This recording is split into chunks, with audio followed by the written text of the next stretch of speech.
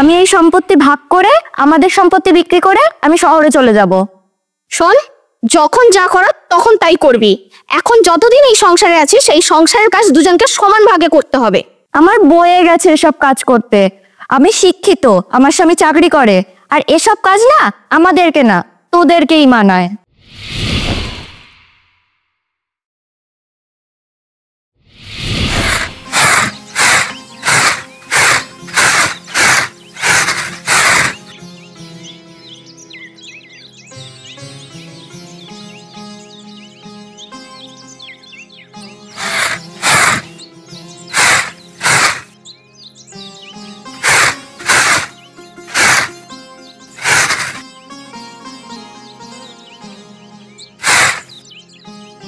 ছোট,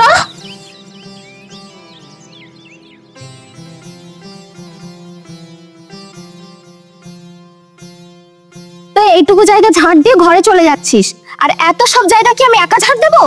আমিও তো ঝাড় দিতে পারবো না। তাছাড়া আমি শিক্ষিত, আমার স্বামী চাকরি করে। তোমার স্বামীর মতো না মূর্খ নয়। তুই কথায় কথায় আমার স্বামীকে মূর্খ বলিস কেন? আর তাছাড়া তুই শিক্ষিত, তাতে কি হয়েছে? এই সম্পত্তির ভাগ তুই নিবি না? না, আমি তোকে দান করব। আমি এই সম্পত্তি ভাগ করে আমাদের সম্পত্তি বিক্রি করে আমি শহরে চলে যাব। শোন, যখন যা করার তখন তাই করবি। এখন যতদিন এই সংসারে আছিস সেই সংসারের কাজ দুজনকে সমান ভাগে করতে হবে। আমার বয়ে গেছে এসব কাজ করতে। আমি শিক্ষিত, আমার স্বামী চাকরি করে, আর এসব কাজ না আমাদেরকে না তোদেরকেই মানায়। তাহলে শুধু শুধু এখানে পড়ে আছিস কেন? যা, চলে যা। আরে থাকতাম নাকি? ও আজ বাড়ি আসুক, কালই আমিন ডেকে আমাদের সম্পত্তি ভাগ করে আমি আমার সম্পত্তি বিক্রি করে শহরে চলে যাব। সমরের দাদা তার বাবা মাকে কথা দিয়েছে, এই সম্পত্তির ভাগ সে হতে দেবে না। মামার বাড়ির আবদার, সম্পত্তির ভাগ হতে দেবে না। ও আজ বাড়ি আসুক, আমিও দেখব সম্পত্তি ভাগ হয় কি না। আরে হ্যাঁ হ্যাঁ, আমি আসছি। আরে আমি আমাদের পাড়াতেই আছি। ওই ধরে আছে না, ওই পাশে রয়েছি। শোনো গোপালদা, তুমি কি বললে? এটা আমাদের ঝগড়ুটে পরিবার। সেটা শুধু আমি কেন, এই পাড়া আর কেউ বাকি আছে বলতে? নিজেরা নিজেদের জিজ্ঞাসা করো না। প্রত্যেক দিন সকাল থেকে রাত অব্দি বাড়ি সরকার সরকার। আমি কি ঝগড়া করি? ঝগড়া তো করে ছোট। একদম মিথ্যে কথা বলবে না। নিজে ঝগড়া করে আমার উপর দোষ চাপাচ্ছ। তাছাড়া আমি শিক্ষিত।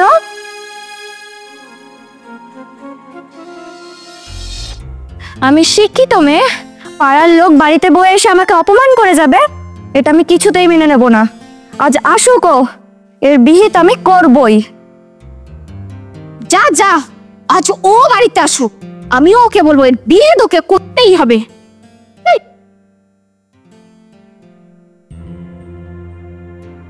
এই সমর, শোন শোন। হ্যাঁ দাদা বলো। তোর সাথে আমার বেশ কিছু কথা আছে। বলছি, এই আমাদের পরিবারের এই ঝগড়াঝাটি কি চলতেই থাকবে, থামবে না? আর দেখ, গ্রামের সব লোক এই নিয়ে কত কি বলা বলি করে, শুনতে তো খারাপ লাগে। তা তো বুঝতে পারছি দাদা, কিন্তু কি করবো বলো তো? অ্যাকচুয়ালি আমার বউ তো খুব শিক্ষিত। বৌদির কিছু কিছু বাজে কথাগুলো ও ঠিক পছন্দ করে না। দেখ সমর, ওরা অন্য বাড়ির মেয়ে, অন্য জায়গার থেকে এসেছে। ওদের কথা শুনে আমরা আমাদের পরিবারটাকে ভেঙে দেবো? না তা তো না, সেটা তো আমিও ভাবছি দাদা, কিন্তু কি করা যায় বলো তো? দেখ সমর, তোর আর আমার শরীরে বইছে একই রক্ত। তাছাড়া বাবা মারা যাওয়ার সময় বারবার আমাকে বলে গিয়েছে যে আমরা দুই ভাই যেন সারাটা জীবন একসাথে এক পরিবারে চলতে পারি। তা তো তুমি ঠিকই বলছো দাদা। আচ্ছা ঠিক আছে দাদা, আমি আমার বউ টিনাকে বোঝাবো যাতে আগামী দিন ও এইসব না করে, যাতে ওর মধ্যে পরিবর্তন আসে।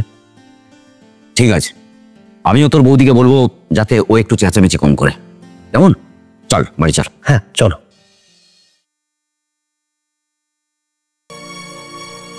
তারপর তো অফিসের কাজকর্ম সব ঠিকঠাক হচ্ছে তো?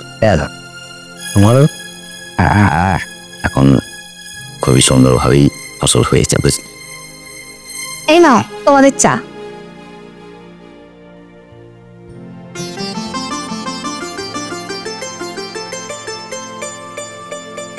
এই বুঝলি সমর, ভাবছি এই বছরে আলু চাষটা একটু বেশি করেই কর। ঠিক আছে দাদা, টাকা পয়সা নিয়ে তুমি কিন্তু কিছু ভেবো না। যা টাকা লাগবে তুমি আমাকে বলো। ঠিক আছে। ঠিক আছে, তাহলে দুভাবে বসে গল্প করো, আমি যাই রান্নার ব্যবস্থা করি। বাবা, তাই তো বলি, এত সকাল সকাল গেল কোথায়? এখানে বৌদির হাতে চা খাওয়া হচ্ছে আর পীড়িতের গল্প করা হচ্ছে। বলবা ভদ্রভাবে কথা বলবে। তুমি না শিক্ষিত মেয়ে, কাকে কি ভাষায় কথা বলতে হয় সেই বোধ বুদ্ধিটাও দিচ্ছে হারিয়ে বলেছো। এই শোন, আমি না কোনো চাষার কাছ থেকে কোনো রকম জ্ঞান নিতে চাই না। আর তুমি এখানে বসে কি করছো?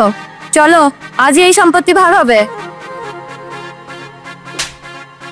এবার আমি বেশ বুঝতে পারছি তোর এতদিন কার ছিল। আর একবার যদি তুমি এই মুখ দিয়ে সম্পত্তি ভাগের কথা বলেছো না, মেয়ের আমি তোমার মুখ ভেঙে দেবো। তুমি নিজেকে শিক্ষিত বলে বড়াই করো, তাই না? আমি আজ বলছি তুই শিক্ষিত নয়, শিক্ষিত নয় তুই অলঙ্ক। তুমি আমাকে মানলে, আমি এক মুহূর্ত আর এখানে থাকবো না। আমি এক্ষুনি বাপের বাড়ি চলে যাব। হ্যাঁ তাই যাও, তুমি বাপের বাড়ি গেলে না আমি শান্তি পাই। দুষ্টু গুরুর থেকে শূন্য কর ঢের ভালো। ঠিক আছে, আমারও মনে থাকবে। বৌমা, না বৌমা, তবে সংসার থাকলে সংসারে টুকটাক অশান্তি হতেই পারে, তার জন্য বাড়ি ছেড়ে চলে যেতে হবে এটা ঠিক নয় বৌমা। না দাদা, ওকে যেতে দাও। একবার চলে গেলে বেশ বুঝতে পারবে যে সংসার ছাড়া না কোথাও জীবনে শান্তি নেই।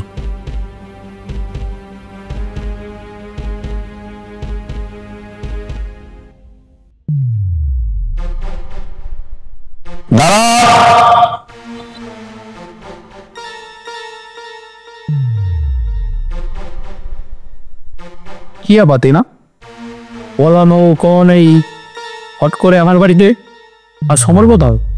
ও আসেনি দাদা, আমি ওই বাড়ি থেকে ঝগড়া করে চলে এসেছি। লজ্জা করে না তোর?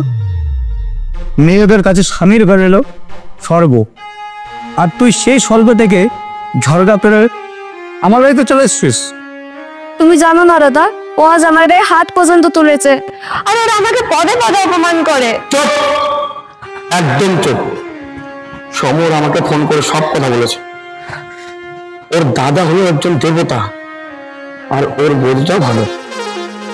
তুই তাদের সাথে মিলে কিছু সংযোগ করতে পারে না? কেমন নিয়ে রে তুই? এই তুই আমার মন এত কথা মিলে রাখিস। 10 মিনিট করি কাজ, হারি যেতে নাই লাজ। একটা পরিবার ভাঙতে 1 মিনিটও সময় লাগে না, কিন্তু একটা ভালো পরিবার বুঝতে অনেকটা সময় লেগে যায়। যা আবার তো হেরে গেছে, এই সময়ের কাছে ফিরে যা। ওর কাছে ক্ষমা চেয়ে সবার সাথে বড় তোর সুখের পরিবার। না, আমি ফিরে যাব না। তাহলে তুই কোথায় যাবি সেটা নিজেও ঠিক কর, কারণ আমি তোকে আমার এই বাড়িতে রাখবো না। তুমি আমাকে তাড়িয়ে দিচ্ছ বাবা? যদি তুই সেটাই মনে করিস তাহলে তাই। শোন, একটা কথা বলি, বড়রা যা করে এটা ভালোর জন্যই করে। ঠিক আছে, আমি আর কোনোদিন আসবো না এই বাড়িতে, কোনোদিন না।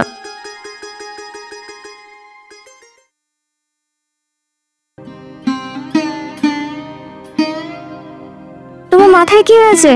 ব্যান্ডেজ কেন? তো তেমন কিছু না, রাস্তা দিয়ে যাচ্ছিলাম, হঠাৎ একটা গাড়ি এসে দাদার ডাক্তার দেখিয়েছে।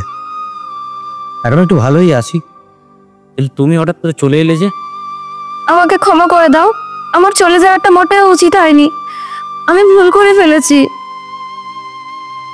দেখো বৌমা, সংসারে অশান্তি হলেই যে সংসার থেকে চলে যেতে হবে এটা কিন্তু ঠিক না। যাই হোক, আমি আমিনকে বলে রেখেছি কাল আসবে, সম্পত্তি ভাগ করে দেবে। তোমার সম্পত্তি আমি তোমাকে গুছিয়ে, তারপর তোমার যেটা ভালো মনে হয় তুমি সেটা করো। না বড়দা, এরকম বলবেন না, আমার ভুল হয়ে গেছে, আমাকে ক্ষমা করে দিন। আর দিদি, তুমি আমাকে ক্ষমা করে দিও। ওরা যেরকম 2 ভাই, আমরাও সেরকম 2 বোনের মতো এই সংসারটাকে হাসি খুশি পরিবার গড়ে তুলব। বাহ, এই মিষ্টি বোনের মতন কথা। আজ থেকে আর এই গ্রামে কেউ বলতে পারবে না আমাদের এই পরিবারটা একটা ঝগড়াটে পরিবার। আজ থেকে সবাই বলবে এইটা আমাদের হাসি খুশির পরিবার।